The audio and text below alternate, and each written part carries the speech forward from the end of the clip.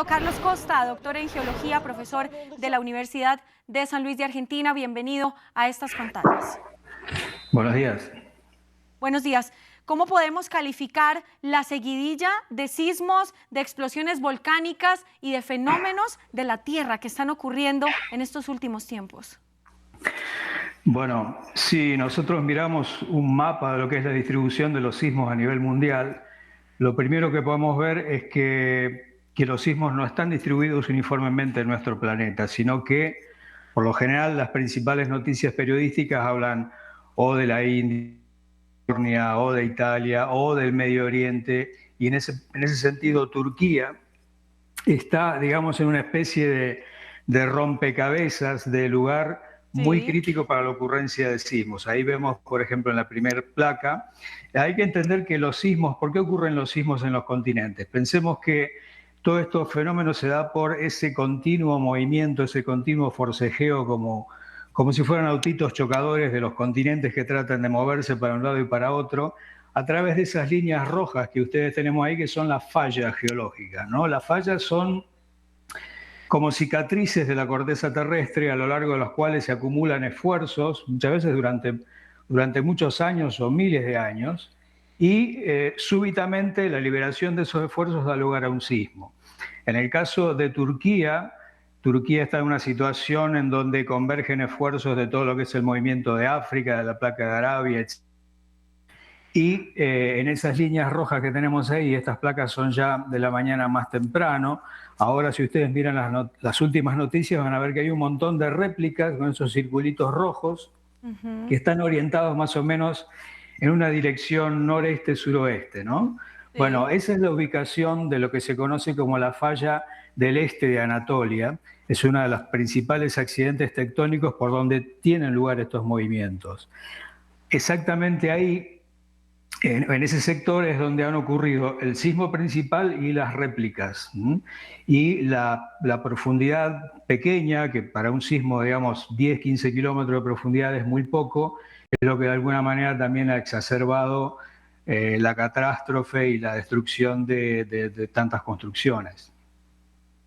Bueno, ¿es impresión, digamos, de las noticias recientes o estos movimientos se han hecho más intensos en estos últimos años? Porque, a ver, Turquía reportaba que uno de los peores desastres de movimientos telúricos y de terremotos en ese lugar pasó en 1939 y ahora está ocurriendo nuevamente. ¿Se ha intensificado en los últimos años el movimiento de las placas tectónicas?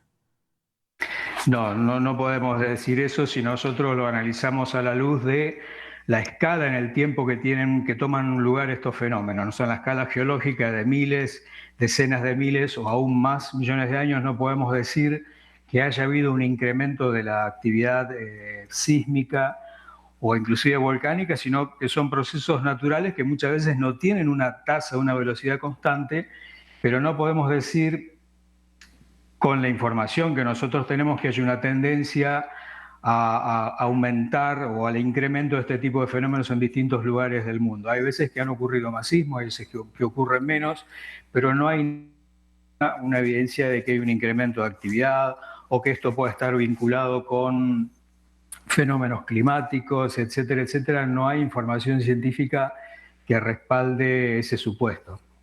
¿Hay alguna forma de avisar o de prevenir sobre los sismos? Yo sé que es muy difícil pues, tomar medidas para la población, pero ¿hay algún tipo de medida de prevención que se pueda tomar? Actualmente no existen criterios exitosos de predicción. Esto es lo que de alguna manera permite tomar decisiones de evacuación o de otro tipo. Es decir, a lo que generalmente se apuestan los estudios o los esfuerzos para caracterizar el problema sísmico es a la prevención. Y yo creo que este terremoto también nos da una serie de lecciones, porque se está viendo que muchas de las construcciones que fueron afectadas, que cayeron, que colapsaron, no eran construcciones que seguían los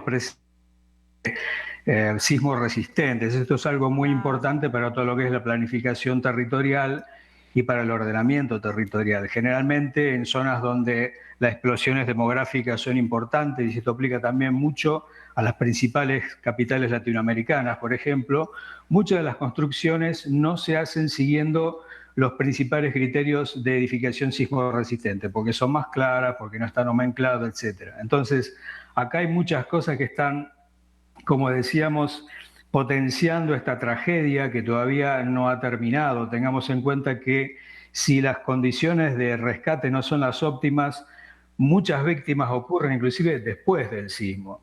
Entonces acá tenemos un sismo que ocurrió muy fuerte, de una magnitud 2 prácticamente, de sismos mayores de 7, son magnitudes elevadas, ocurrieron a una distancia pequeña de la superficie. Eso hace que la amortiguación de las ondas sísmicas es escasa y el sismo es muy...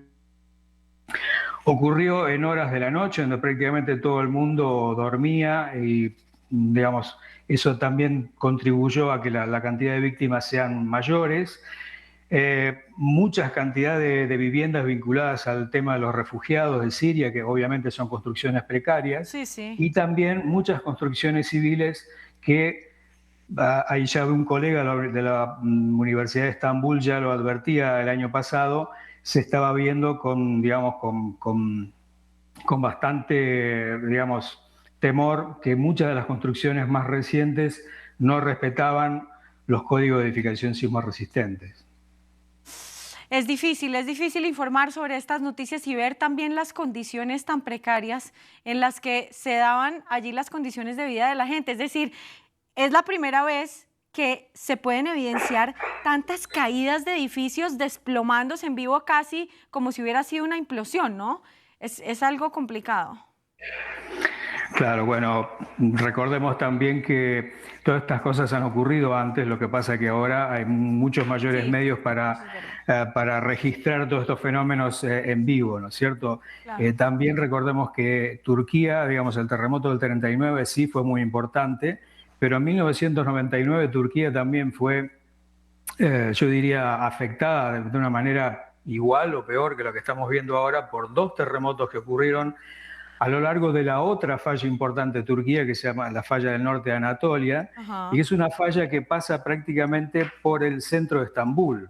Es una falla muy complicada que tiene una sismicidad reciente, y Estambul obviamente está indicada como otras de las grandes megaurbes bajo una amenaza importante.